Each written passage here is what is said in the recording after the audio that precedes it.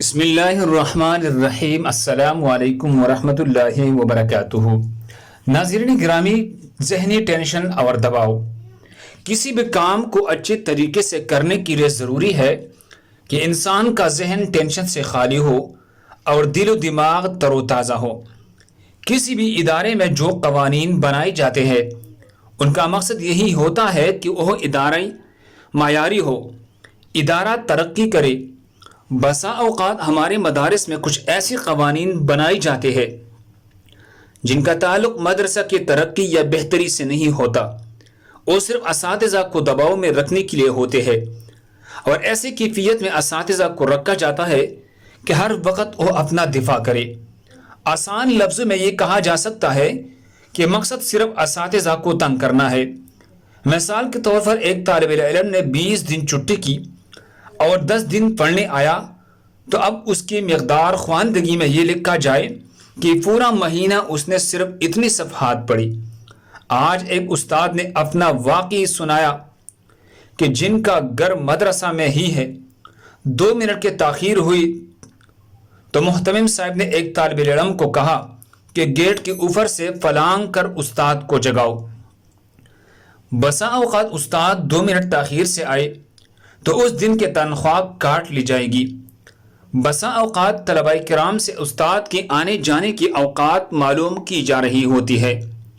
اگر کوئی کمزور طالب علم ہے اور اسے یاد نہیں ہو رہا اور وہ کوشش بھی کر رہا ہے، تب بھی اس کا ذمہ دار استاذ کو ٹھہرایا جاتا ہے۔ ایک بہت ہی قابل ساتھی ہے، کچھ عرصہ قبل ان کے گھر جانا ہوا تو وہ بتا رہے تھے کہ پورا سال وہ مدرسہ وقت پر پہنچتے ہیں، بلکہ وقت سے پہلے کوشش کرتے ہیں۔ ایک دن دوپہر کو آنکھ لگ گئی اور 10-15 منٹ لیٹ ہوا تو محتمم کی طرف سے ایک طالب علم گھر آ گیا۔ غرض ایسی صورتحال اور ذہنی دباؤ دیا جاتا ہے جن کا محض مقصد استاد کو تنگ کرنا اور پریشان کرنا ہوتا ہے۔ اس سے مدرسہ کی ترقی یا کلاس کو معیاری بنانا مقصود نہیں ہوتا۔ تو جب ایسی صورتحال ہوگی تو پھر اس اساتذہ بوجہ مجبوری کام کرے گے۔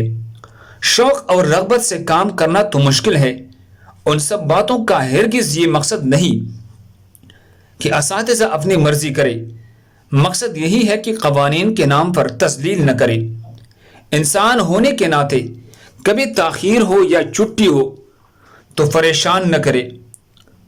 اساتذہ سے کام لے، ان سے محنت کروائے، اساتذہ سے پوچھ گچھ کرے، طلباء کی پڑھائی کے بارے میں سوال و جواب کرے، لیکن یہ سب عزت و احترام کے ساتھ ہو۔ اللہ ہم سب کو اس پر عمل کرنے کی توفیق عطا فرمائے۔ دوسری مسلمانوں کے فائدے کے لیے آگے ضرور شیئر کریے۔ جزاکم اللہ۔